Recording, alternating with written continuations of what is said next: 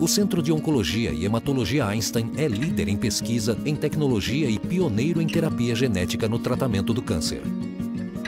E agora toda a sua expertise acaba de chegar em Curitiba por meio do IOP, Instituto de Oncologia do Paraná, que faz parte da rede Einstein de Oncologia e Hematologia. Fomos mais longe no tratamento do câncer para chegar mais perto de quem precisa e trazer aos pacientes de todo o Paraná um tratamento humanizado com toda a inovação e conhecimento do Einstein no combate ao câncer.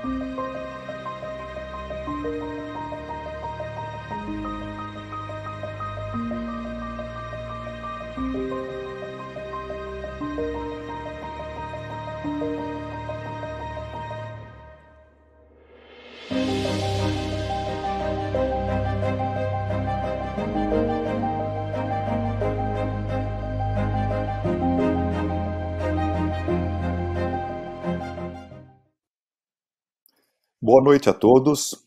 Com muita satisfação que eu, Luciano José Biasi, sou cirurgião oncológico de cabeça e pescoço no Instituto de Oncologia do Paraná, afiliado à rede Einstein de Oncologia. Saúdo a todos para esse evento. É um evento focado no tratamento do carcinoma cutâneo, em especial o carcinoma cutâneo avançado. Esse assunto é de voga muito importante, tem sido discutido com mais intensidade nos últimos 2 anos, basicamente pelo advento de novos tratamentos, como o tratamento sistêmico que nós vamos ver hoje. Nós contamos com apoio para este evento da Sanofi, o apoio da nossa instituição do Grupo IOP, com a presença de colegas, amigos que estão aqui online conosco, de renomado conhecimento, que vão nos dar as bases para que nós possamos, no final, partir para uma discussão objetiva. Para iniciar o debate, uma dificuldade que nós temos nesse tipo de assunto é justamente definir o que é o carcinoma avançado, e que servirá como apoio para que nós consigamos depois distinguir qual paciente será triado para que tipo de tratamento. Para iniciar com essa tarefa árdua, eu conto com a presença do Dr. Juliano Rebolho, que é cirurgião geral e cirurgião oncológico do Hospital Erasto Gettner e do Instituto de Oncologia do Paraná. Dr. Juliano, boa noite.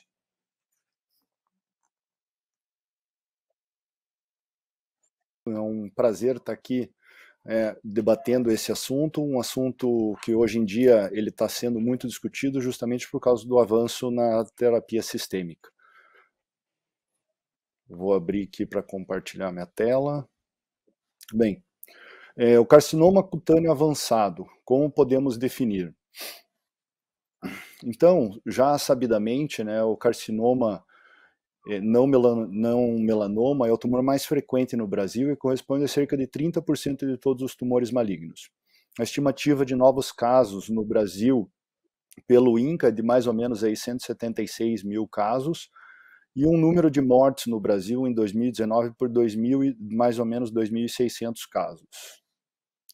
Já sabidamente, o carcinoma queranocítico, ele tem uma baixa mortalidade, porém nem sempre ele é pouco agressivo, como vemos aqui nessa foto. Então, como vamos estadiar os carcinomas queranocíticos? Hoje em dia nós temos o AJCC e o TNM. Qual seria a melhor opção para estadiar esses pacientes?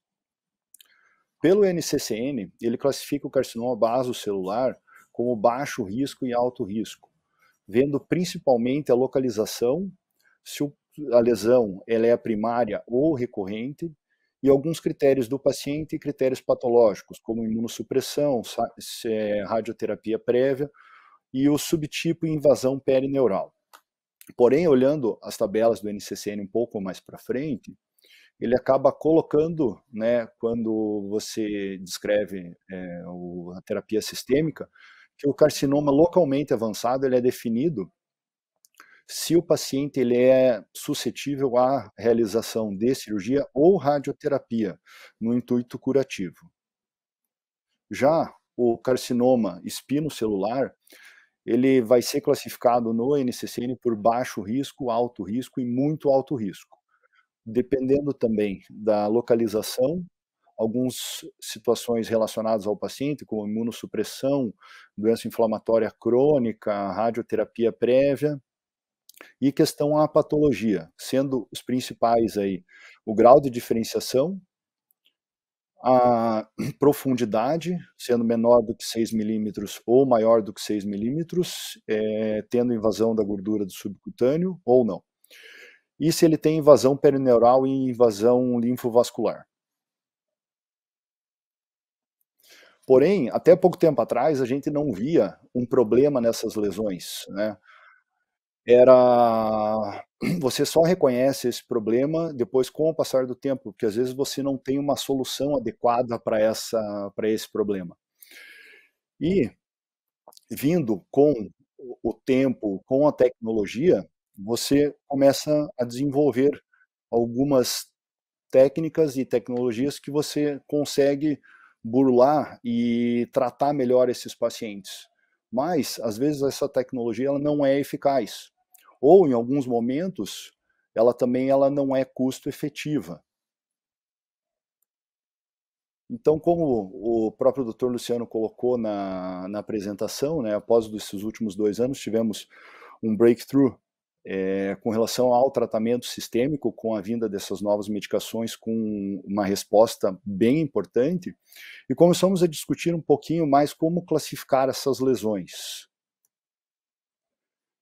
Vendo nesse artigo, o autor ele classifica, né, basicamente olhando os critérios com relação ao paciente. Se a cirurgia consegue ser uma cirurgia curativa, e se o paciente ele consegue entender as situações tanto pré e pós-operatórias com relação ao lado psicossocial e ao lado funcional da sequela que pode ser causada. Tendo em vista essa paciente, né, uma paciente já idosa, com uma lesão grande, com invasão da órbita, invasão da maxila, né, é uma lesão localmente avançada. Porém, ela é irressecável? Não, não é irressecável. A grande questão é qual tratamento que será melhor para esse caso. Nessa situação, a gente não tinha, quando essa paciente foi operada, ainda não tinha a possibilidade do tratamento sistêmico. Mas para ela, nesse caso, apesar de ter feito uma cirurgia grande, mutilativa, ela ficou satisfeita, por causa que ela tinha muita dor antes da cirurgia e após a cirurgia, tendo tratado essa dor, ela conseguia ter uma convivência com a família, em casa, muito melhor do que tinha antes. Exemplificando esse caso, uma lesão grande, pegando a maxila, sem invasão da cavidade orbitária, o paciente foi submetido à cirurgia com reconstrução com retalho microcirúrgico, e hoje em dia ele tem uma situação tanto estética quanto funcional adequada. Então, esse é um caso que era uma lesão localmente avançada, porém, né, num paciente potencialmente curável cirurgicamente com um resultado aceitável. Esse paciente com um SEC recidivado na mandíbula, com invasão da parótida, invasão do nervo facial, então ele foi submetido a uma mandibulectomia com esvaziamento cervical, ressecção do esternocleidomastoide e uma reconstrução com o retalho peitoral. Era um senhor de 85 anos, já com algumas comorbidades do ponto de vista cardiovascular, então foi optado por realizar um retalho miocutâneo e não um retalho microcirúrgico com fíbula para reconstrução da mandíbula. Mas na prática é fácil definir a lesão localmente avançada que será factível de realizar um tratamento cirúrgico ou um tratamento sistêmico? Como podemos ver aqui, todas as três são lesões localmente avançadas. A primeira foto, mais à esquerda, um vaso celular, esclerodermiforme.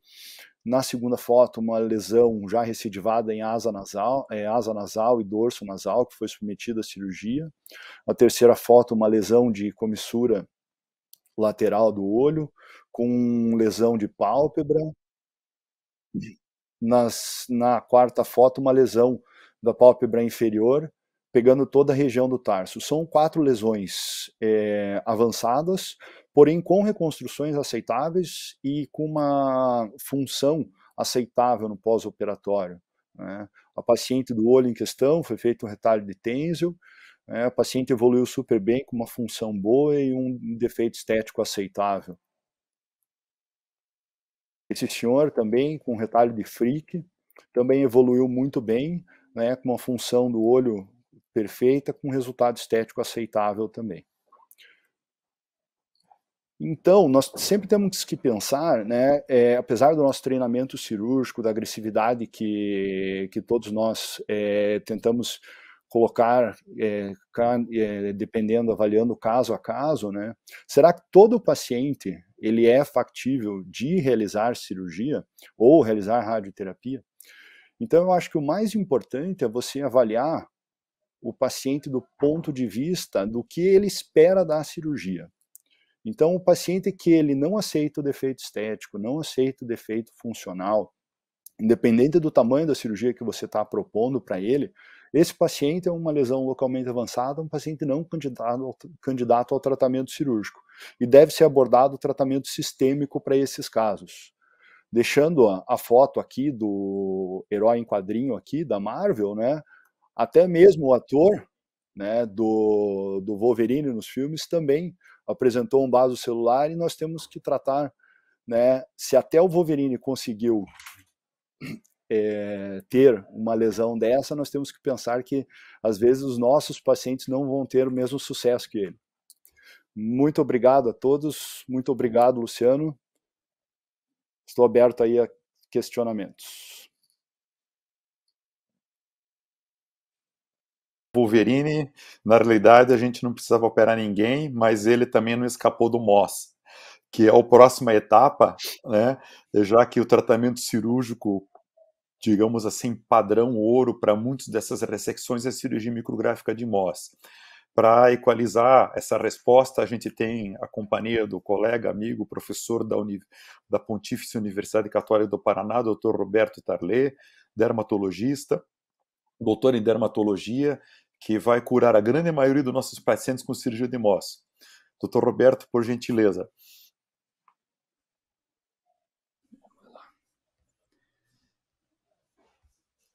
Deixa eu só...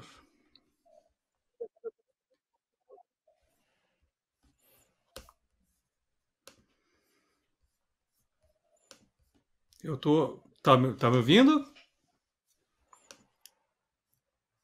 Ok. Ok, só deixa eu então. Tá.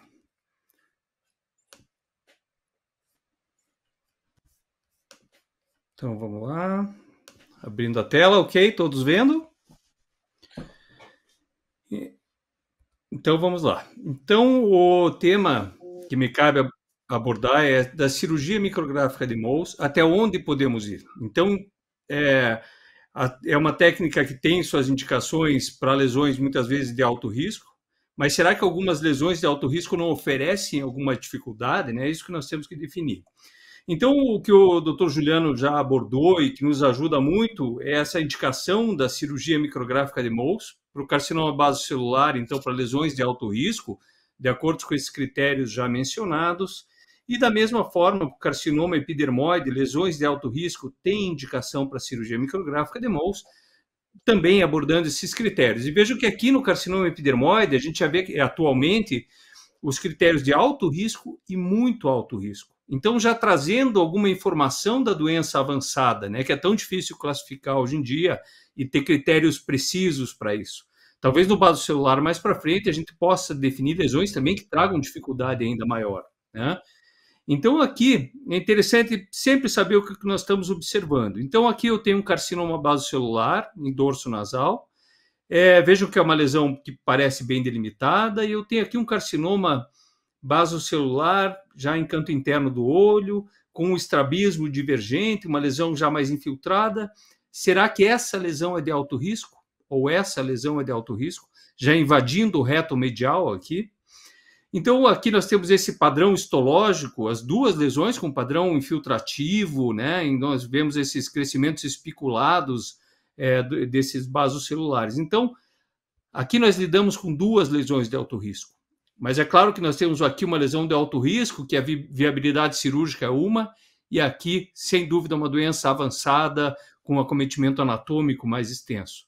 E a mesma coisa ocorre no carcinoma epidermoide. Na mesma região, um carcinoma epidermoide em região malar esquerda e com um diâmetro muito parecido, mas lesões que têm um volume tumoral diferente. Aqui, então, nós observamos na patologia uma lesão já bem diferenciada, mais fina que essa, e aqui uma lesão já com infiltração perineural, e onde nós observamos uma margem profunda, comprometida, chegando à face, ao plano muscular. Então, são lesões diferentes. Então, aqui nós temos uma de alto risco, e aqui muito bem definida pelo NCCN, uma lesão de muito alto risco, né? Então, aqui a lesão de alto risco já é da face, né, como nesse caso que nós vemos, e aqui uma lesão com invasão profunda, além do subcutâneo, como o Dr. Juliano já comentou. Claramente, a cirurgia de Mohs em lesões de baixo risco, a gente não precisa, elas têm uma chance de cura muito boa com a excisão cirúrgica. As lesões de alto risco são boas indicações para cirurgia micrográfica, então lesões que nós temos, é claro que ter um cuidado, um controle de margem adequada. E as lesões de muito alto risco, será que elas não vão apresentar alguns problemas quando nós lidamos com a cirurgia micrográfica? Eu acho que a dificuldade de muitas técnicas cirúrgicas vão ser apresentadas aqui, e mesmo na cirurgia micrográfica a gente vai ter nossas limitações. Quais são as limitações? Então, se eu tenho foco desconectado de tumor, né, então, cirurgia micrográfica, eu vou seguindo a lesão. Então, se eu tiver blocos desconectados, eu vou acabar não conseguindo seguir e não conseguir retirar completamente. E isso pode ocorrer em áreas de recorrência, cirurgias prévias, né, radioterapia. E se eu tiver invasão de estruturas profundas que dificultem minha avaliação, meu controle de margem, acometimento de tecidos difícil de preparar muitas vezes pela técnica de Mohs. Então vejam aqui uma lesão, carcinoma basocelular recorrente, onde eu tinha nessa área biopsiada basocelular, aqui também e aqui. Será que eu não tenho áreas, que eu tenho basocelular em outra região? Será que eu não tenho áreas desconectadas? Então, aqui nós tivemos que abordar a área inteira. E ainda ele apresentava lesão em outras áreas que a gente não via clinicamente. Se eu abordasse de forma parcial, com certeza não ia seguir essa lesão. E nós seguimos até um quarto estágio e aí conseguiu se retirar completamente essa lesão. Então, é muito diferente tratar uma lesão dessa, extensa, já recorrente, de uma lesão de alto risco primária, como aquela do nariz, onde a gente talvez tenha uma lesão mais coesa, né, que a gente possa seguir na cirurgia micrográfica. Então, quando eu tenho áreas desconectadas, eu tenho que remover toda a cicatriz e entender que eu posso ter um comprometimento de cura. A mesma coisa ocorre nessa lesão, carcinoma epidermoide pré-auricular, foi excisado pela cirurgia micrográfica, mas quando a gente fez a biópsia de congelação, a gente vê esse processo inflamatório profundo. Aqui as margens estavam livres, mas na peça a gente via esse infiltrado dessas células epiteliais, esses queratinócitos. Então a gente tinha uma lesão muito profunda e desconectada de um foco da epiderme. Então já veio o questionamento, será que não era uma lesão primária de outro foco que estaria metastatizando para cá ou não?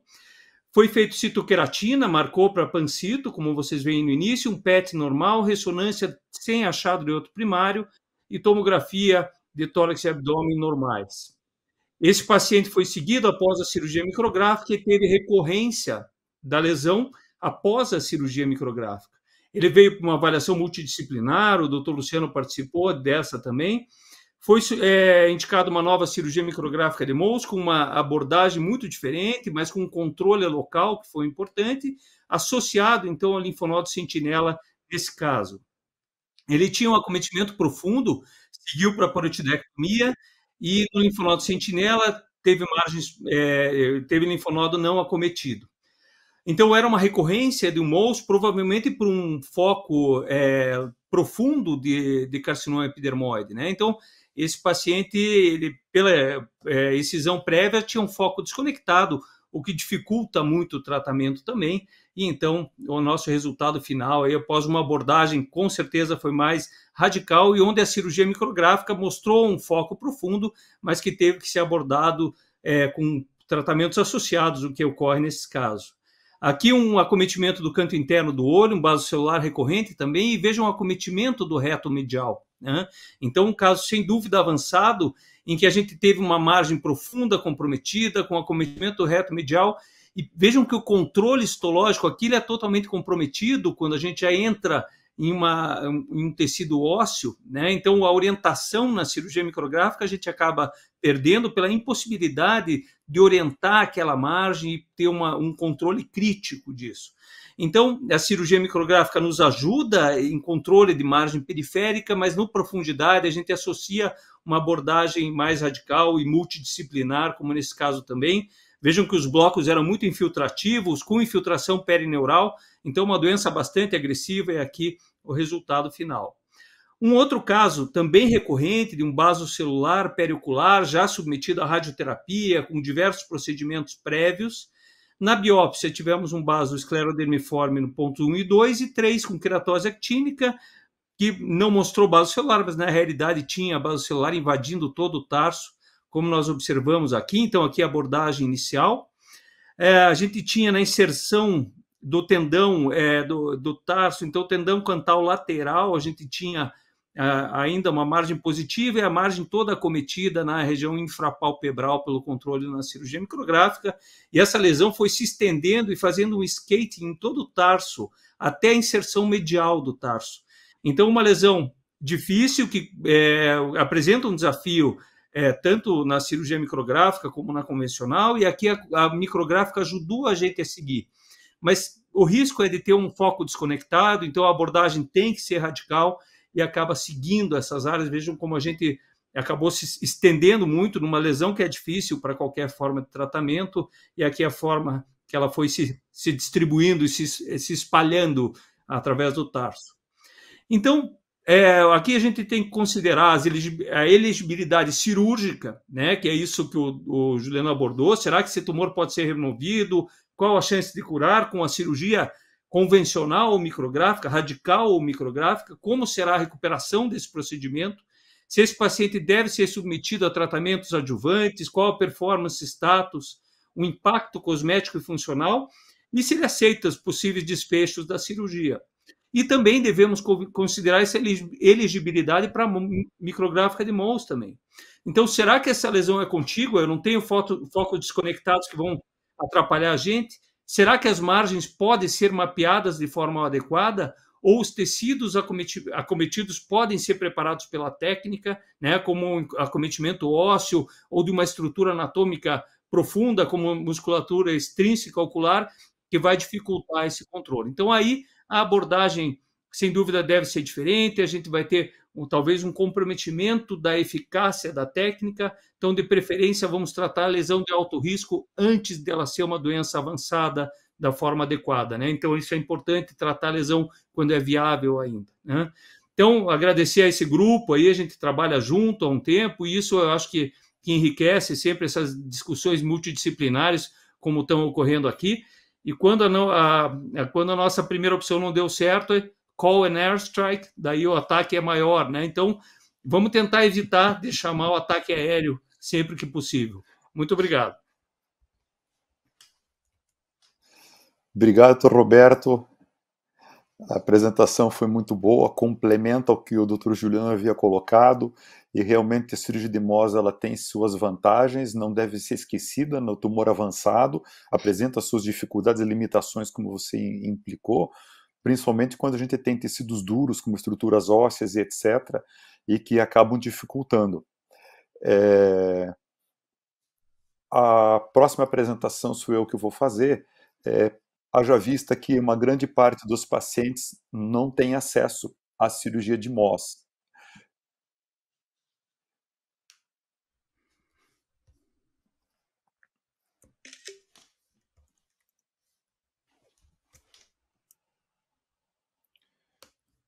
Não sei se está online, estão vendo a apresentação?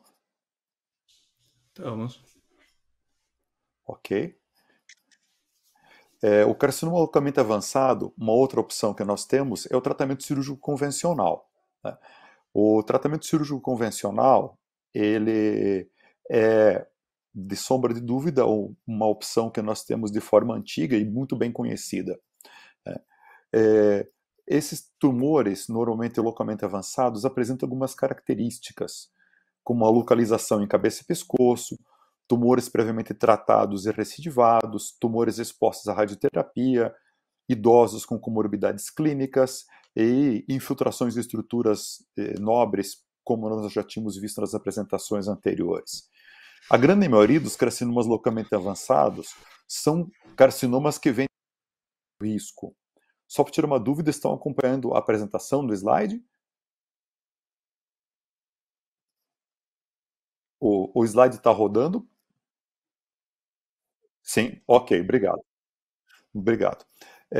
Como já foi visto nas colocações, o tratamento cirúrgico com controle de margem sempre seria o melhor, mas nem sempre nós conseguimos colocá-lo, tanto para o baso celular quanto para o carcinoma espinocelular. Outras opções, além do tratamento cirúrgico com controle de margem, é a cirurgia convencional, a opção de tratamento curativo com a radioterapia, e o que se tem visto cada vez mais hoje em dia é a opção do tratamento sistêmico. Lembrando que o carcinoma espinocelular também pode ocasionalmente encontrar o envolvimento de doença regional. Alguns tumores podem aparecer não localmente avançados, mas como o caso desse tumor localmente recidivado após cirurgia e radioterapia e tratamento com cirurgia micrográfica de Mohs, a lesão tinha infiltração de partes ósseas, foi ressecado, e apesar de margens livres, o complemento da cirurgia com radioterapia foi indicada. O resultado estético é razoável. Essa paciente passou por mais 5 procedimentos cirúrgicos para ter algo funcional no seu olho e está livre de doença há algo mais de 10 anos. O extremo da cirurgia do carcinoma basocelular pode ser a exemplificação desse caso, de uma paciente não idosa, uma paciente de 59 anos, que havia passado por múltiplos procedimentos com recorrência local, incluindo radioterapia. Após debridar todas as partes moles, havia essa infiltração extensa do crânio, necessitando uma ressecção craniofacial complexa, com ressecção de dura mater, que é o que tínhamos para a época, evoluindo alguns anos depois para uma infiltração do parênquima cerebral. Talvez hoje uma paciente que com certeza não seria candidata a um manuseio cirúrgico, mas sim um tratamento sistêmico.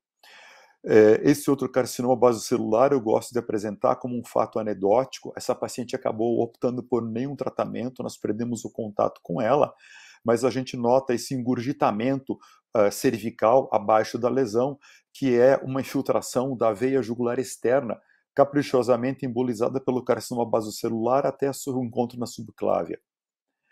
O carcinoma espinocelular pode apresentar lesões não muito extensas, como esse, não necessariamente vão estar na cabeça e no pescoço, mas pode estar no membro. Essa paciente no membro inferior apresentava na época uma lesão que infiltrava a tíbia e era candidata à amputação. Outra lesão como localmente avançada, um paciente que também não era extremamente idoso, mas que já apresentava metástases cervicais. A opção na época foi o tratamento cirúrgico inicial, com uma ressecção linfadenectomia e reconstrução com retalho microcirúrgico seguido de radioterapia. Uma lesão não muito grande, recidivada no conduto auditivo, mas que apresentava uma extensa infiltração de base de crânio, dura mater, mandíbula, linfonodo cervical, estrutura da fossa infratemporal, necessitando uma ressecção craniofacial complexa. Esse é um colega médico e que veio a necessitar de outros procedimentos cirúrgicos, ocorreu várias recidivas na época, manuseado com poliquimioterapia, com cetuximab, e acabou evoluindo para êxito letal. Ele ainda não estava na época dos anti-PD-1. O que nós podemos esperar de literatura de resultado para esse tipo de tratamento? O Journal of Clinical Oncology apresenta esse paper e que mostra uma estratificação em pacientes de baixo e de alto risco segundo as características deste material, e que se colocou que os pacientes de alto risco seriam pacientes com infiltração perineural, infiltração profunda do subcutâneo, que basicamente seriam tumores acima de 4 ou 5 milímetros de espessura e diâmetros com mais do que 4 centímetros. E apresentou que esses pacientes, após qualquer tratamento de intenção curativa, quer seja cirurgia, radioterapia ou os tratamentos associados, apresentavam uma sobrevida média em 5 anos de 60%. É um consórcio multicêntrico internacional, onde colegas aqui do Brasil participaram, e tratou pacientes com um outro lado, pacientes com carcinoma basocelular localmente avançado ou carcinoma espinular localmente avançado, que necessitaram ressecções craniofaciais extensas. Digamos assim, seria o extremo da cirurgia de tumor avançado, e que onde pacientes com carcinoma espinocelular apresentavam meros 30% de sobrevida em 5 anos após o tratamento cirúrgico seguido ou não de radioterapia. Quando o paciente está numa situação intermediária, caso que o Dr. Juliano nos mostrou anteriormente, que tem invasão orbital e que necessita, às vezes, de uma exenteração da órbita, esses pacientes apresentam uma sobrevida média em torno de 50%. Tanto faz se nós estamos falando da histologia do basocelular quanto do carcinoma espinocelular. O que nós temos, talvez, como dificuldade para equalizar é que, apesar de estarmos com uma boa expectativa quanto ao tratamento sistêmico, e que talvez nós vamos ver um pouco mais com a apresentação do Dr. Schwartzman, que os resultados podem ser iguais ou muito melhores do que eu acabei de apresentar, nós ainda não temos trabalhos que apresentem um sequenciamento adequado do que nós podemos oferecer para o paciente. E talvez essa seja a próxima grande discussão que deve ser levada em pauta. O tratamento cirúrgico é uma opção curativa, mesmo para doença avançada, com ou sem envolvimento regional. As sequelas do tratamento cirúrgico, porém, ainda são evidentes e inevitáveis. Ninguém vai para uma cirurgia do tratamento para um carcinoma localmente avançado, achando que vai sair da mesa de cirurgia com um tratamento estético. O tumor localmente avançado apresenta uma sobrevida média de 55% em 5 anos. A deformidade estética funcional era muito desconsiderada no passado, porque nós não tínhamos opções eficazes, não cirúrgicas, mas cada vez mais os pacientes nos interrogam: há algo mais e diferente para fazer? A ausência dos estudos sequenciais de tratamento, e talvez nós não veremos nascer um estudo sequencial comparando cirurgia, radioterapia versus terapia sistêmica, e caberá a nós, em discussões em Tumor Board, colocar o que seria melhor para esse paciente.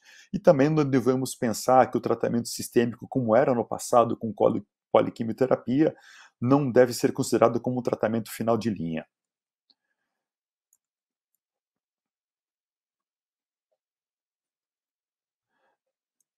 Esta é o que nós temos aqui como uma opção, né, como nós vimos como tratamento radical, e como tratamento sistêmico, nós vamos ver um pouco mais para frente, nós vamos encontrar algumas outras alternativas, porém, entre a cirurgia e o tratamento sistêmico, nós temos uma opção terapêutica, que é a radioterapia.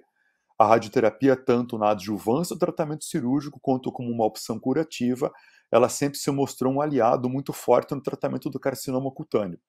E para nos fornecer informações sobre o tal, nós contamos com o nosso colega, o Dr. Daniel Neves, que é radio-oncologista com formação em São Paulo no Hospital AC Camargo, e é colega que trabalha na clínica de radioterapia Oncoville, e que nós chamamos para a próxima apresentação. Dr. Daniel, obrigado pela presença.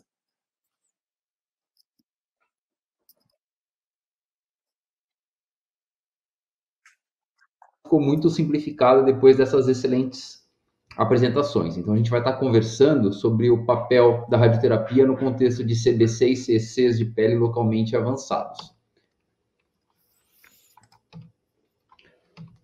Bom, e qual que é o papel da radioterapia? Então, como já muito bem colocado, existe uma grande definição inicial, que é se o paciente ele é candidato ou não ao tratamento curativo, e uma segunda definição, que é se o paciente é elegível ou não ao tratamento cirúrgico, que é a preferência de tratamento local.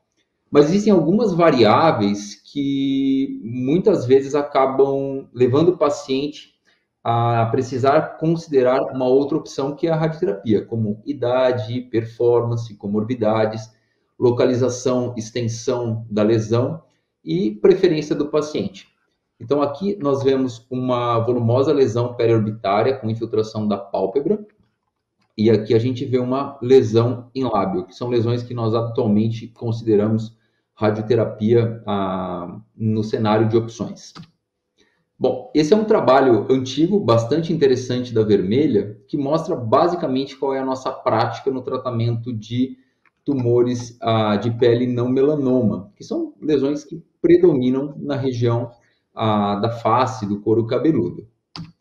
Quando nós focamos no cenário de tumores localmente avançados, esse é um dos principais trabalhos, é um trabalho já um pouco mais antigo, de 2004, ele é retrospectivo, como todos os trabalhos nesse cenário, ele considerou tumores T2 ou mais extensos, como localmente avançados, ele tem mais ou menos 180 pacientes, com idade média de 78 anos, 120 CCs e 60 CBCs. Então, a gente vê um número muito expressivo de tumores T3, tumores com linfonodo comprometido na corte de CCs, e mais ou menos meio a meio entre tumores primários e recorrências, como já colocado, que é um cenário mais desfavorável. E quando a gente olha os desfechos de sobrevida a câncer específica em 4 anos, lembrando que essa corte tinha uma idade média de 78 anos, o que a gente vê para CBC? 100% de sobrevida a câncer específica. Já para CEC, a gente vê um número na casa de 60%, compatível com os números apresentados nas apresentações anteriores. Quando a gente olha o controle local, a gente vê um controle alto para CBC em 4 anos, um controle na casa de 85%, e um controle pior, mais pobre, para CC na casa de 60%. Quando nós voltamos para aquele primeiro trabalho que mostra uma corte com mais de 450 pacientes, são mais de 500 lesões tratadas, com um número considerável de lesões recorrentes, a gente tem algo parecido. Então, com follow-up de praticamente 6 anos, a gente tem 92% de controle para CBC e 80% para CC. E aqui ele tratava desde estadio clínico 1 em diante. Então, para estadio clínico 1, CBC e CC não fez diferença, mas para lesões mais extensas, houve diferença sim de controle. Então, esse é o suprassumo do tema quando a gente pensa em tratamento radical. E no cenário pós-operatório? Então, quais são os cenários que a gente considera a indicação do tratamento? Então, pacientes que têm margem R1 ou R2, em que não há a possibilidade de ampliação de margens, pacientes que têm linfonodo comprometido, pacientes que têm infiltração perineural extensa, que é definida como lesão acima de 0,1 milímetro ou infiltração de nervos nomeados, invasão óssea ou de cartilagem e recorrência tumoral. Nem todos esses critérios eles são unanimidade. A gente vai detalhá-los um pouquinho melhor. Esse é um trabalho recente da JAMA, que avalia especificamente o papel da radioterapia adjuvante. É um trabalho retrospectivo numa corte de 350 pacientes, praticamente 10% de pacientes imunossuprimidos, praticamente 60% de recorrências. Nós temos 80% dos tumores acima de 2 centímetros, com quase 40% de infiltração perineural, um comprometimento regional na casa de 37%, e por volta de metade desses pacientes fizeram radioterapia. Com todos os vieses de séries retrospectivas, nós temos uma maior indicação de radioterapia para pacientes mais jovens, no cenário de recorrência, com doenças mais extensas, com infiltração perineural e doença regional.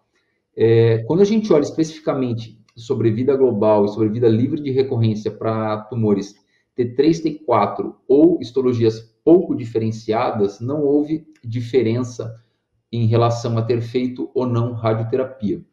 Mas quando nós olhamos a sobrevida livre de recorrência para pacientes com infiltração perineural, a sobrevida livre de recorrência e a sobrevida global, elas foram melhores para o grupo que complementou o tratamento com radioterapia, com hazard ratio na casa de 0,45.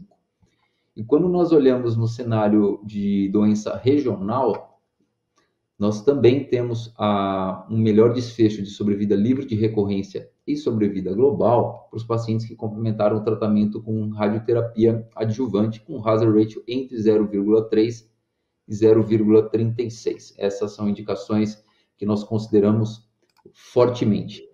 Apresentaram alguns modelos de estadiamento de doença e classificação de risco. Esse é um outro do Brigham Women's Hospital, e que ele considera o número de fatores de risco para separar esses pacientes entre T1 a T3. Então, os fatores de risco são doença acima de 2 centímetros, histologia pouco diferenciada, infiltração acima de 0,1 milímetro, infiltração perineural acima de 0,1 milímetro, invasão além da gordura e tumores T3 com invasão óssea são automaticamente classificados como T3. É uma série que avaliou mais de 1.800 CCs invasivos em mais de 950 pacientes. E o que a gente vê?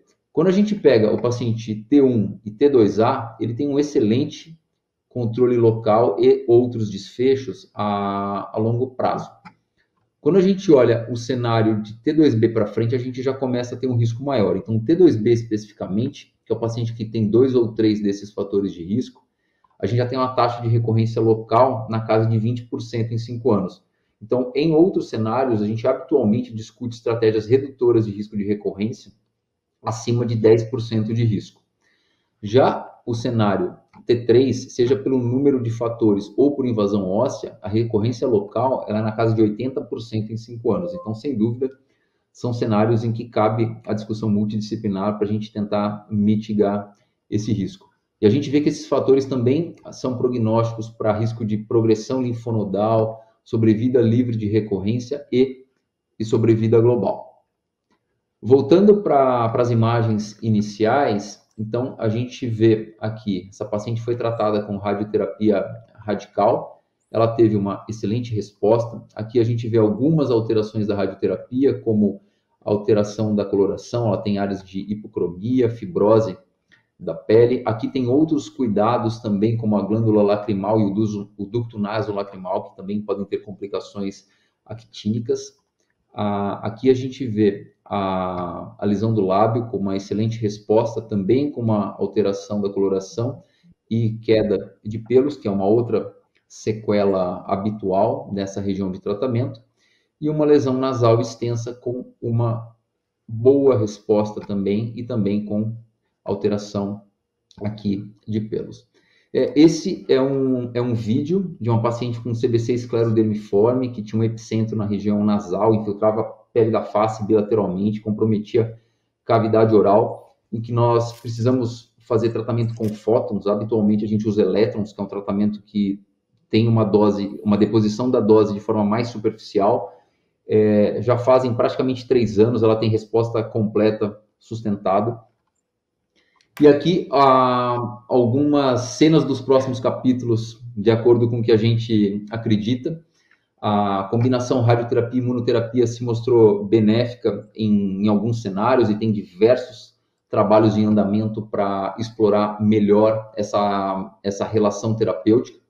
Quando a gente faz radioterapia, a gente tem exposição de novos antígenos, a gente tem ativação de macrófagos no ambiente peritumoral, a gente tem a liberação de óxido nítrico, que ajuda a retificação da vasculatura tumoral, que ela é normalmente aberrante. A gente tem uma maior expressão de VCAM, que permite a adesividade e a infiltração de linfócitos.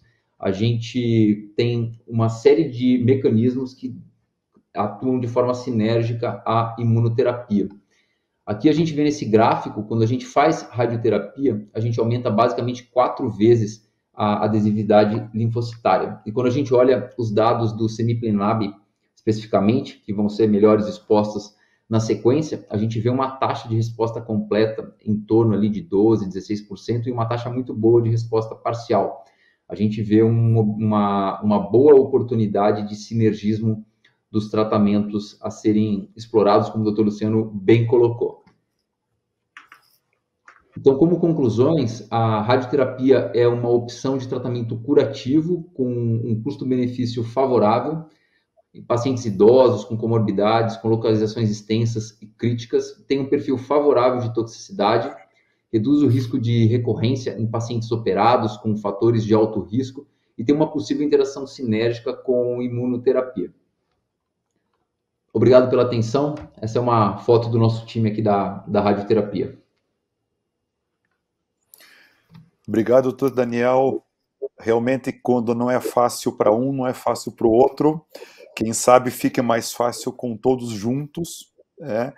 E vamos ver se a gente associa novas terapias para que essa discussão seja cada vez mais favorável para o paciente. Para abordar o que nós temos hoje, basicamente em termos de tratamento sistêmico, que é o que está se pensando em mudança nos resultados, contamos com a presença do Dr. Gustavo Schwartzman, que é oncologista clínico do Hospital Israelita Albert Einstein, é ex-fellow do MD Anderson Cancer Center e é doutor em oncologia pelo Hospital Albert Einstein.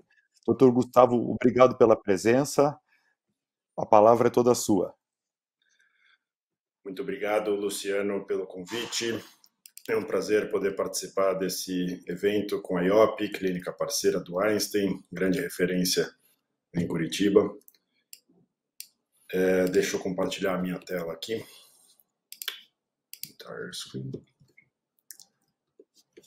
Só me deem um ok se vocês estão vendo direitinho.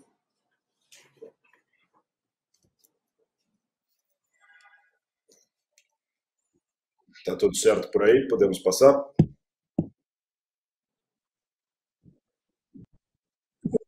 Perfeito. Muito bem, esses são os meus conflitos. E a gente vai falar um pouquinho de tratamento sistêmico para câncer espinocelular e basocelular, brevemente contextualizando o problema de óbitos, onde a gente faz comparação com melanoma, que tem uma mortalidade relativa, obviamente, muito maior. Porém, quando a gente faz em contagem absoluta, dados americanos mostram que morre mais gente de câncer de pele não melanoma do que de melanoma, justamente pelo número muito grande desses casos, apesar de uma baixa frequência de casos avançados. A maior parte dos tumores nascem na região de cabeça e pescoço, que cria uma dificuldade adicional, como já foi mostrado, das cirurgias que podem ser mutilantes, tanto estética quanto funcionalmente. Felizmente, a gente está falando de população de SEC avançado aqui desta bolinha pequena, que representa mais ou menos 5% dos casos. Ainda assim, vamos ter mais ou menos 12% de metástases regionais e de recidivas locais. Então, em números absolutos, ainda estamos lidando com um número bastante razoável de pacientes que careciam de boas alternativas de tratamento sistêmico. Então, quem é o paciente com o câncer de pele avançado, né, que a gente chama de localmente avançado ou metastático? Metastático é fácil, né? Metástases à distância, mas sítio mais comuns, pulmão, ossos e cérebro, mais comum com SEC, mas ainda assim bem pouco frequente e muito raramente acontece no basocelular.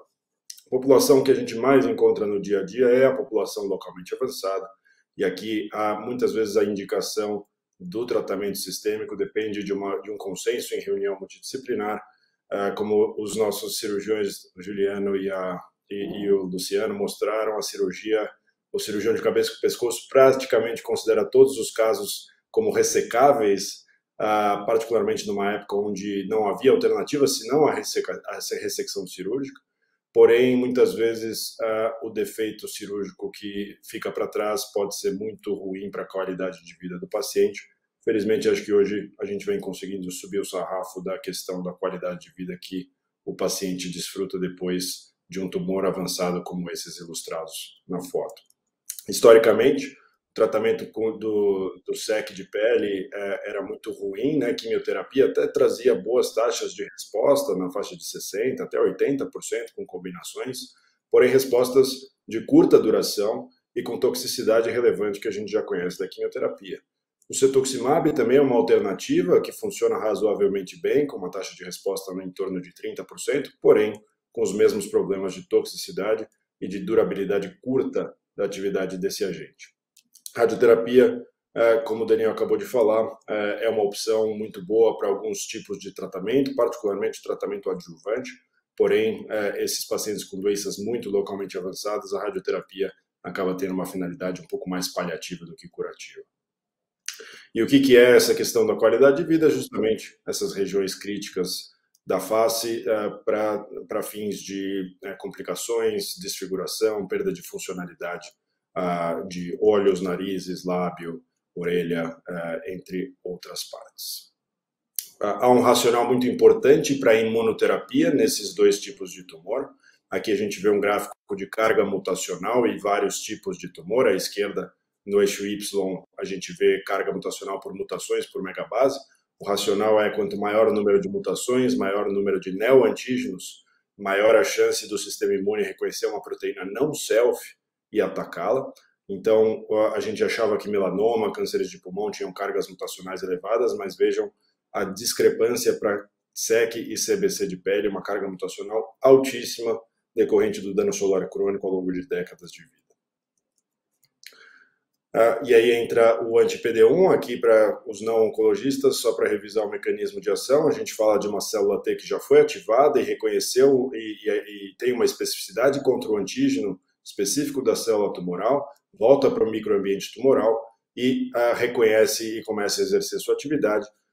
Ela constitutivamente, após ser ativada, apresenta a expressão de PD1, que é um checkpoint inibitório, que quando interage com o ligante PDL1, a célula é inativada. A célula tumoral tenta escapar da célula T através da expressão de PDL1, e esta interação leva a uma inativação. A gente vai dar um anti-PD1, pode ser um anti-PDL1 também, para tentar revigorar essa célula e fazer com que ela volte a atacar o sistema imune. Então, um mecanismo muito específico de escape tumoral que funciona em diversos tipos de tumor.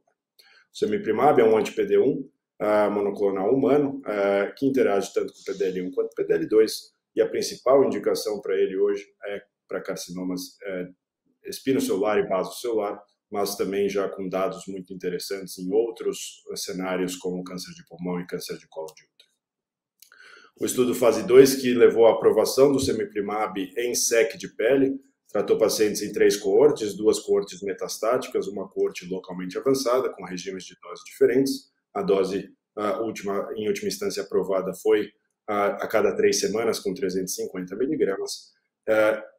Na coorte localmente avançada, isso é um slide muito interessante do que era considerado razões para os pacientes não serem candidatos à cirurgia ou à radioterapia definitivas, se o paciente já não tivesse recebido radioterapia.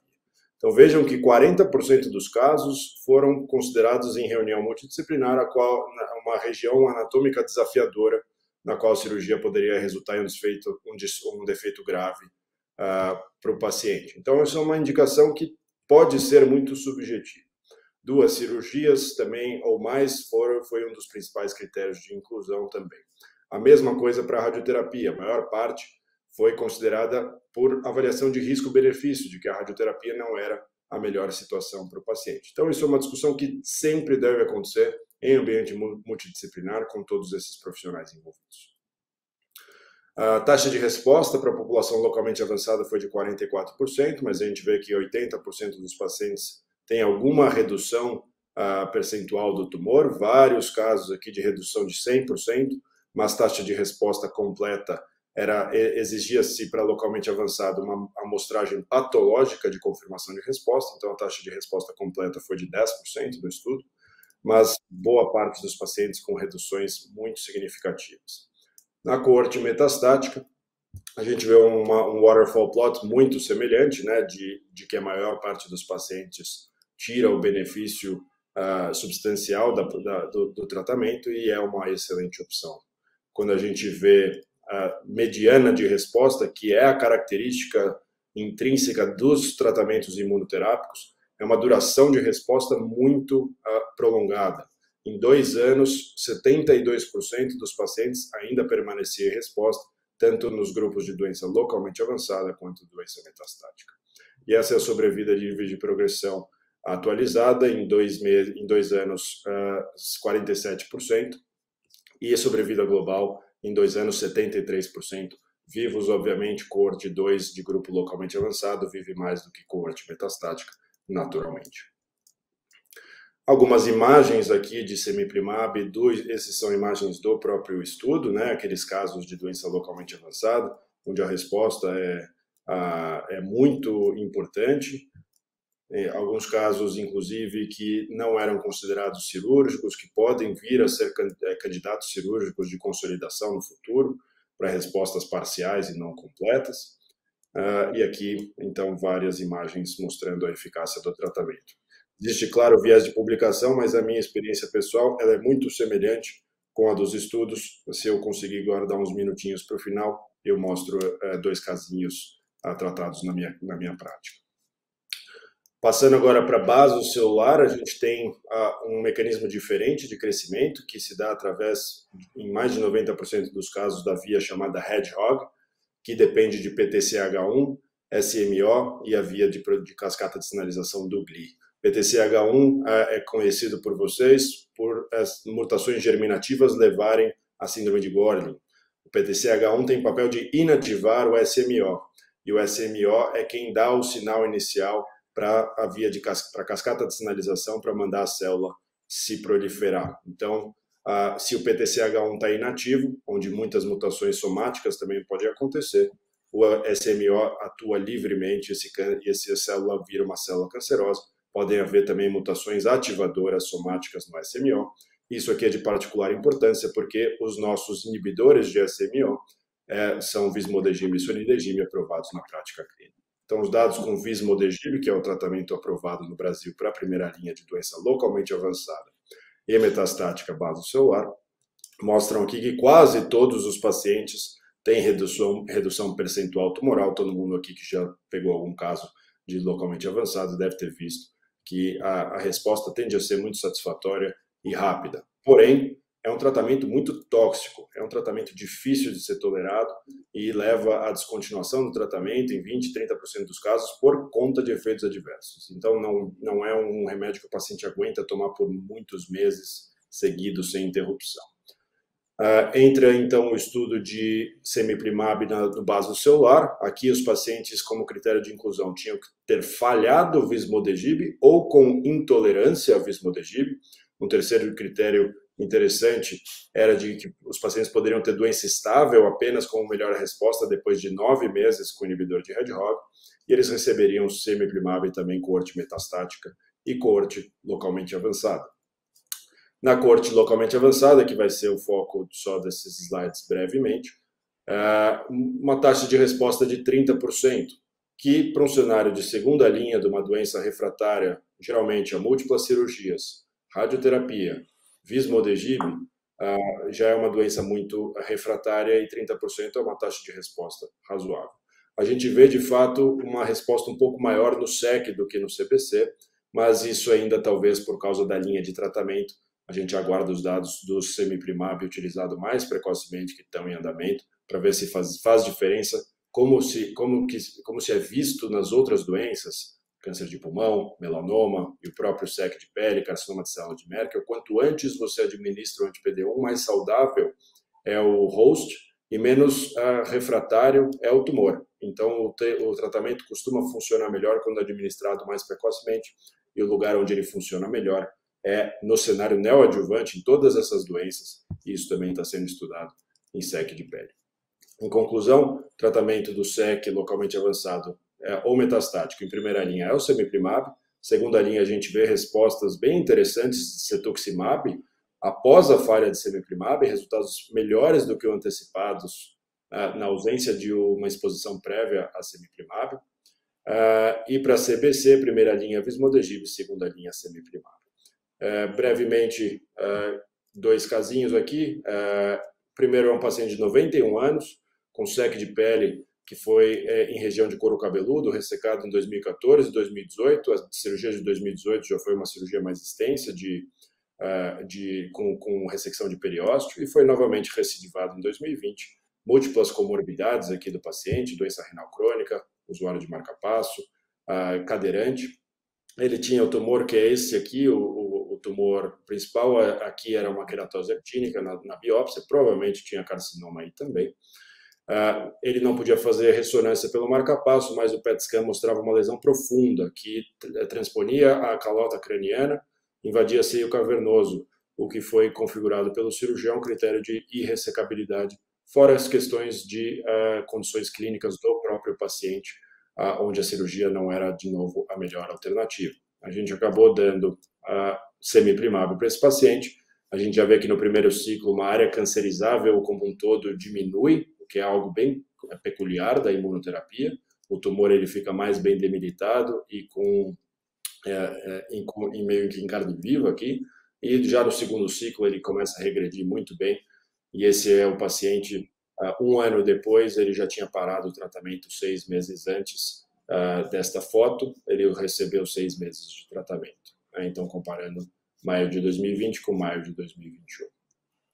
Um segundo caso, por último, um homem também de 91 anos, esse era um paciente sobrevivente de campo de concentração da Unibis, que é uma instituição que auxilia pacientes da comunidade judaica carentes. Ele mora no residencial de idosos do Einstein, um transtorno de ansiedade importante pela história de guerras que ele sobreviveu, múltiplas comorbidades também. Começou com uma lesão de pele assim, foi negligenciada, né? Não deram a devida importância, ela foi crescendo, quando viram ela tinha fugido de controle. Essa já é uma foto pós-radioterapia, que teve algum grau de eficácia, porém um tumor amplamente viável após a radioterapia. Ressecção cirúrgica, de novo, era factível, mas com defeito cirúrgico importante, no paciente com múltiplas comorbidades. Acabamos administrando semiprimab para ele. E aqui, novamente, a cada 3 semanas intervaladas essas fotos, a gente vai vendo redução gradual, algum padrão de resposta interessante, né? Algumas lesõezinhas aqui na borda aumentam inicialmente de tamanho, vejam essa daqui, que depois de um tempo aumenta um pouquinho também, depois tudo vai reduzindo e o paciente vai desenvolvendo uma resposta muito importante. E isso são todos casos recentes, né? A gente ainda aguarda um pouquinho mais de segmento deles, mas eu tenho vários casos de segmento já de 1 ano e meio, 2 anos, onde a durabilidade da resposta também é interessante. E aí, com isso eu encerro essa aula e fico à disposição para a nossa parte de discussões e responder qualquer pergunta que vocês possam ter. Muito obrigado. Obrigado, doutor Gustavo, pela apresentação. Foi objetiva, clara, mostra resultados bem interessantes para o que a gente tem e expectativa de futuro.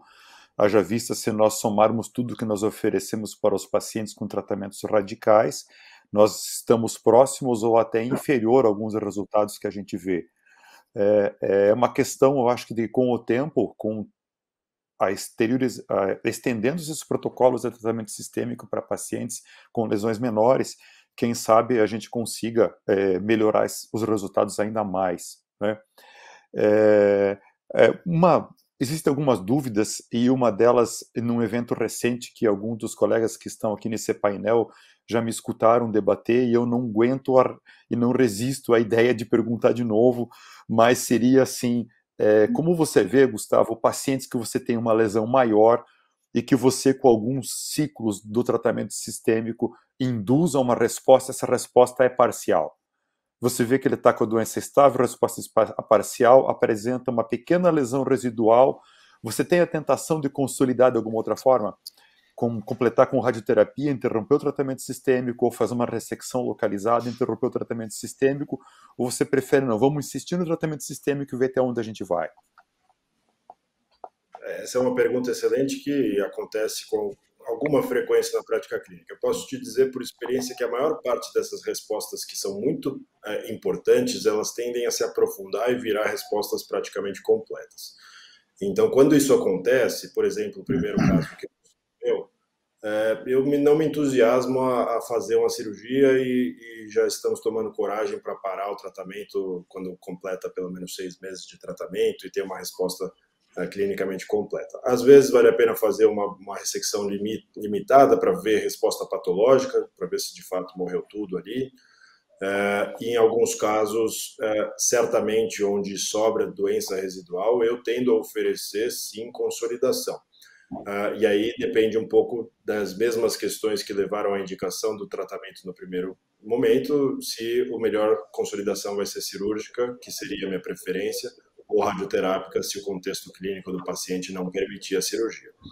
A cirurgia, a gente sabe, eu já tive alguns casos que tiveram resposta e pouco tempo depois recidivaram, o tumor voltou a crescer. Então, eu não confio 100% no semiprimário. Eu acho que ele vai ter um papel importante, inclusive, como um tratamento neoadjuvante, como ponte para um tratamento de consolidação, e para diminuir defeito cirúrgico e também para aumentar a chance de cura, né? Diminuir a chance de recidiva por você ter acrescentado uma modalidade de tratamento. Mas eu certamente acho que é um papel para consolidação. Eu respeito muito esses tumores localmente avançados, e uma vez que eles começam a crescer, eu tive um caso que começou a crescer e o bicho vai embora. Tão rápido quanto ele regrediu, ele voltou a crescer. E esses casos, inclusive, que respondem bem a cetuximab na segunda linha. Mas então, se sobrou doença residual, eu não fico pagando para ver que isso vai se manter por longo prazo, e prefiro consolidar-se. Eu acho uma estratégia interessante, haja visto, como a gente discutiu anteriormente, que eu pessoalmente acho extremamente difícil existir um protocolo de sequenciamento que nasça e que a gente vá utilizar sem que isso saia de um tumor board. Ou seja, não vejo que vai existir um clinical trial que vai estudar o sequenciamento, vai vir da prática clínica diária de todos nós. E nós estamos vendo, a princípio, muitos pacientes localmente avançados de idade avançada, e que provavelmente daqui a um tempo nós vamos estar incluindo pacientes muito mais jovens, e que a gente tem uma expectativa de vida muito maior para esses pacientes. E aí o sequenciamento ou a consolidação talvez venha a ser uma estratégia muito interessante. Mais uma colocação, Gustavo. Esses pacientes que você vê que tem resposta completa, você pensa em biópsia do leito da resposta para ver se houve realmente resposta, ou seja, houve resposta histológica? Isso a gente já viu, o Dr. Roberto pode nos ajudar na cirurgia micrográfica, né? Às vezes você tem uma área que parece que não tem doença, você vai lá, biopsia, puxa, eu em doença eu não posso parar de operar, eu tenho que consolidar com rádio. Ou você se satisfaz com o resultado clínico e radiológico do paciente? Eu acho que é uma questão que depende eu odeio dar essa resposta, mas ele varia de cada caso a caso, né? Tem casos onde a resposta clínica ela é tão boa, onde você vê uma completa cicatrização, normalização da pele, nenhum sinal inflamatório, um tecido claramente cicatricial e bem fechadinho, onde eu me dou por satisfeito. Alguns casos onde fica alguma lesão actínica residual, talvez um pouco de crostas, é um caso onde eu gostaria talvez de uma confirmação patológica. Isso com grande intuito de pensar em parar o tratamento. Vamos dizer, quero parar o tratamento, fiz 6 meses, mas eu não estou confiante de que houve uma resposta de fato completa, eu acho que seria uma arma para a gente poder fazer essa amostragem.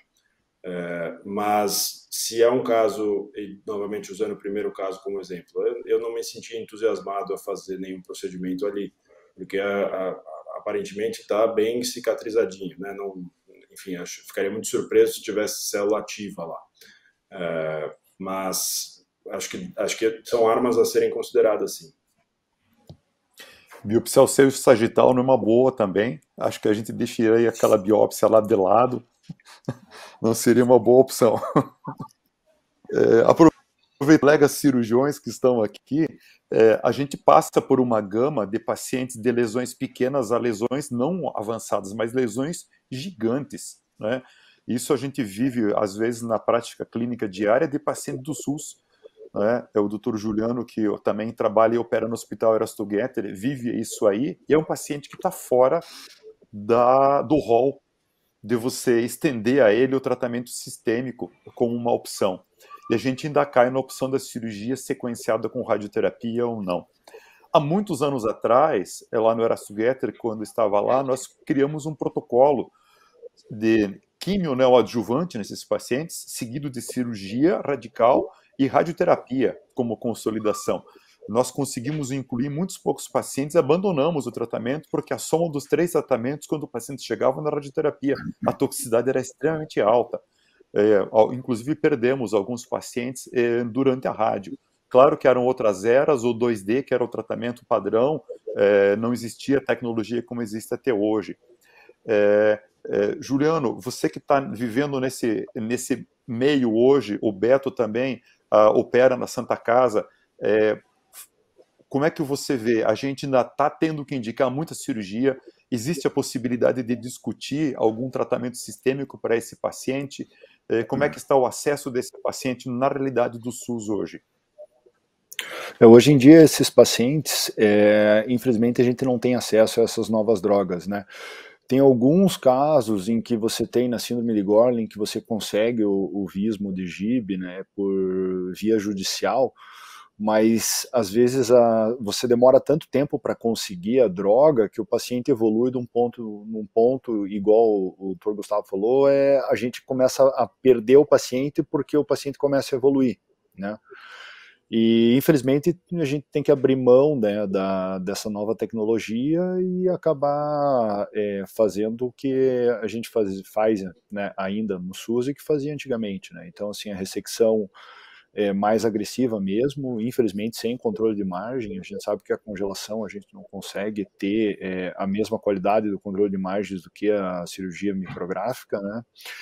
E é igual, né, eu falei na palestra, né, a gente tem que lutar com as armas que a gente tem. Infelizmente, o governo ainda não está preparado ainda para disponibilizar essa medicação aí, visto que a quantidade de casos é muito grande e seria muito dispendioso. Eu até consigo entender essa parte do ponto de vista econômico, mas infelizmente se a gente tem uma coisa, um tratamento melhor para ofertar, eu acho que a gente tem que tentar continuar lutando para colocar essas drogas aí no SUS e a gente poder dar um melhor tratamento aí para esses pacientes. Doutor Roberto, você que convive lá na realidade também da Santa Casa. Desculpe, Gustavo. Não, só um breve comentário, porque essa questão é um ponto muito importante do custo. O remédio ele custa muito caro, mas eu acredito que num protocolo de neoadjuvância, onde você vai fazer 2 doses, vamos dizer por assim, tem um potencial de você poupar custos lá na frente. Claro, com uma negociação de preço agressiva para o SUS, isso eu acredito que fique perfeitamente factível, onde o tratamento do longo prazo possa se justificar. Então, dentro dos estudos de custo-efetividade, a gente acho que esse caminho vai se abrir para o SUS, mesmo para esses remédios super caros, quando a gente conseguir diminuir a dose necessária. Eu tenho caso que com 1 dose só o paciente parou por toxicidade, teve resposta completa e nunca mais recebeu tratamento 2 anos depois, por enquanto. Então, eu acho que a gente vai ter uma oportunidade de discutir custo-efetividade baseado na durabilidade de resposta.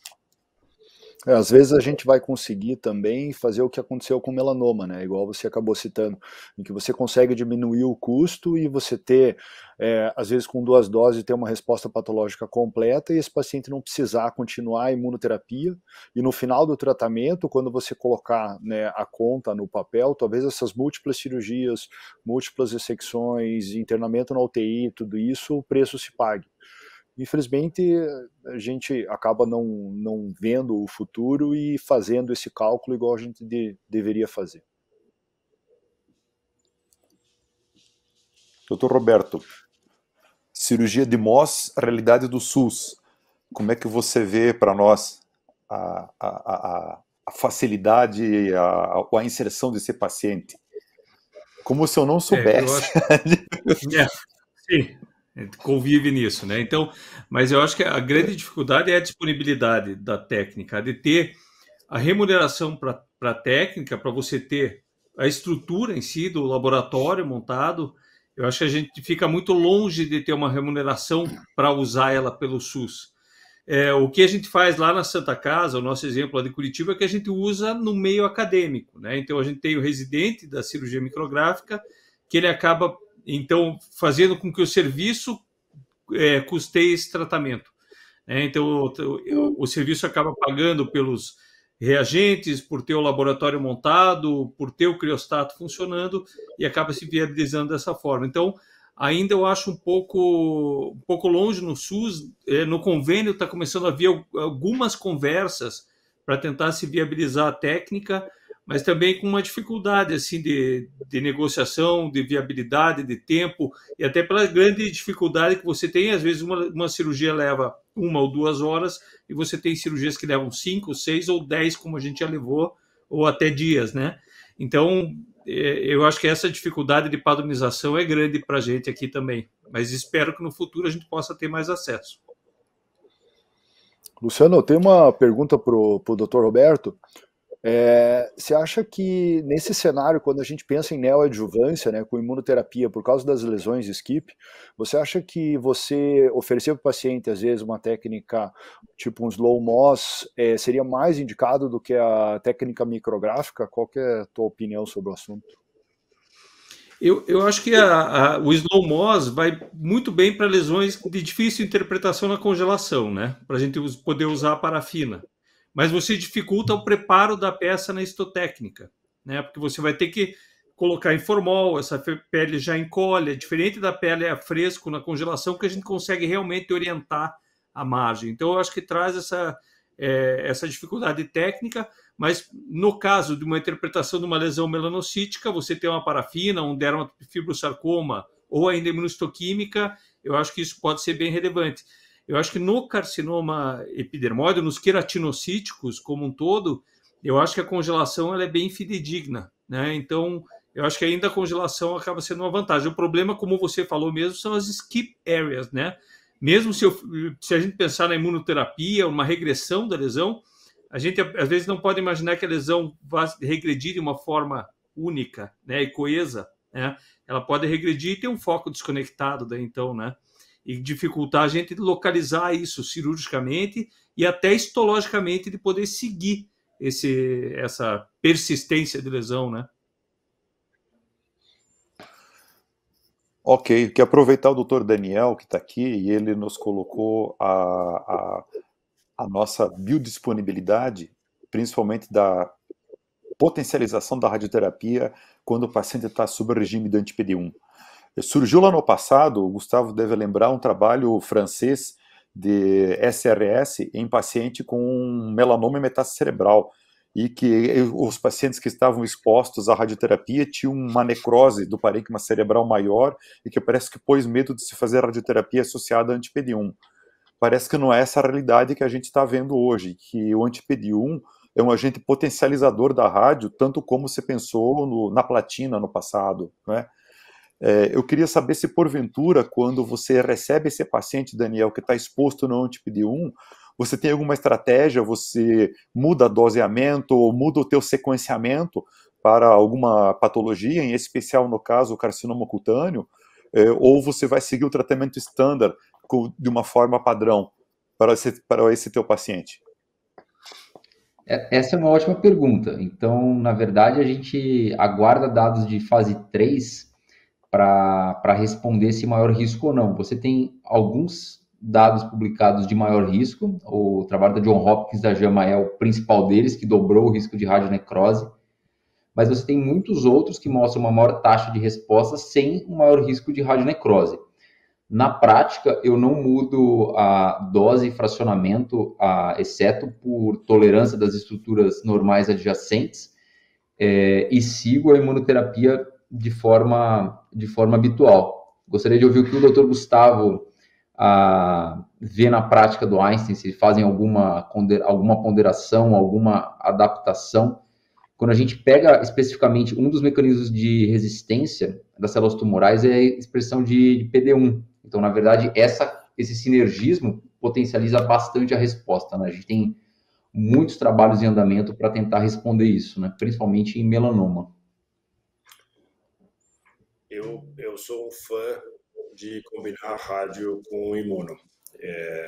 tem o tal do efeito abscopal, né, que é você induzir, você romper o microambiente tumoral, facilitar a penetração das células do sistema imune, reconhecê-las, e esse reconhecimento acontece em lesões à distância não irradiadas. Tem relatos de casos descrevendo que você irradia um lugar sem tratamento sistêmico e outras lesões regridem junto.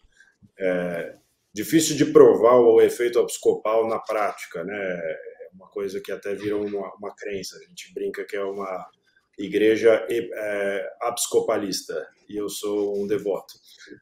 Então, eu gosto muito da combinação. No cérebro, a gente sempre faz com um pouco de cautela, por causa do risco que é um pouco aumentado com anti-PD1, um pouquinho mais aumentado quando dá anti-PD1 com anti-CTLA4. Porém, não tem muito o que discutir no que tange a quando você precisa de um controle local por metástase cerebral, você tem que correr esse risco.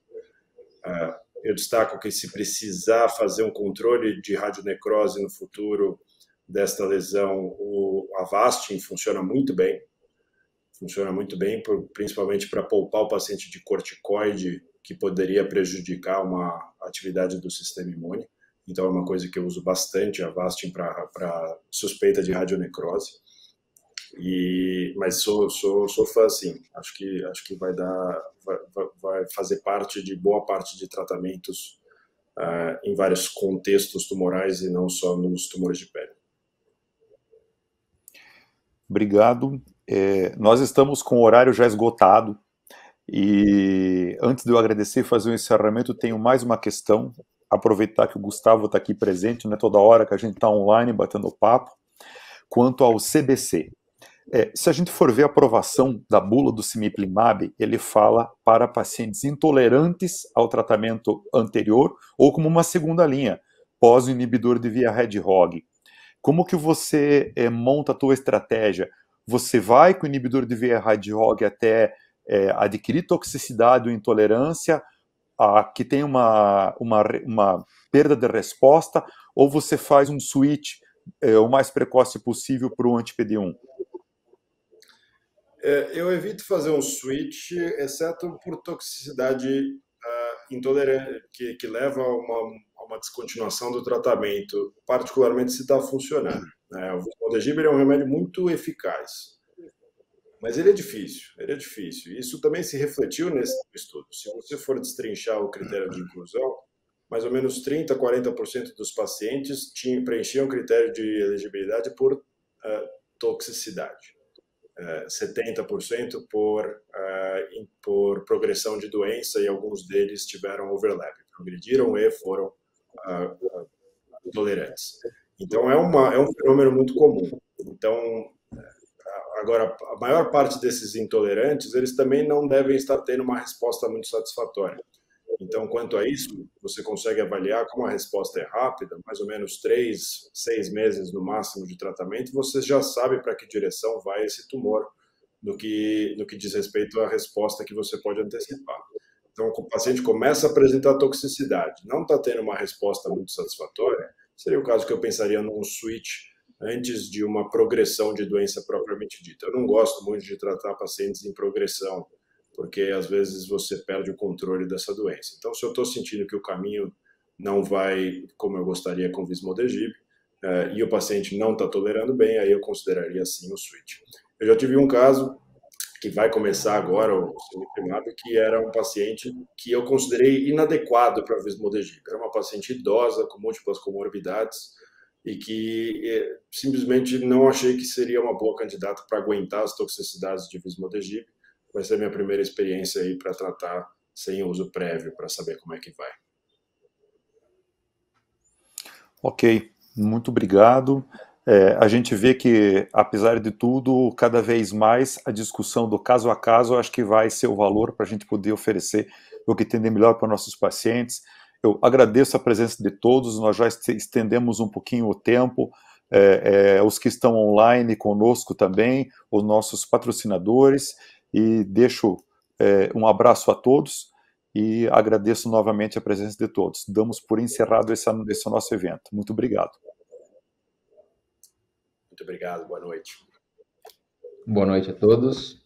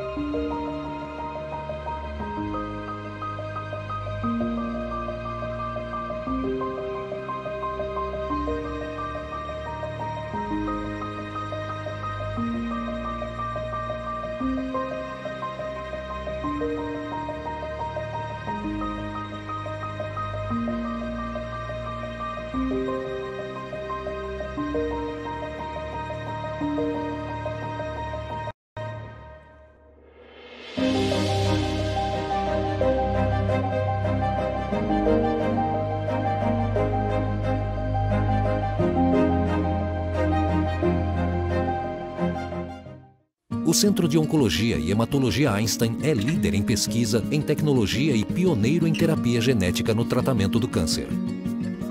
E agora toda a sua expertise acaba de chegar em Curitiba por meio do IOP, Instituto de Oncologia do Paraná, que faz parte da rede Einstein de Oncologia e Hematologia. Fomos mais longe no tratamento do câncer para chegar mais perto de quem precisa e trazer aos pacientes de todo o Paraná um tratamento humanizado com toda a inovação e conhecimento do Einstein no combate ao câncer.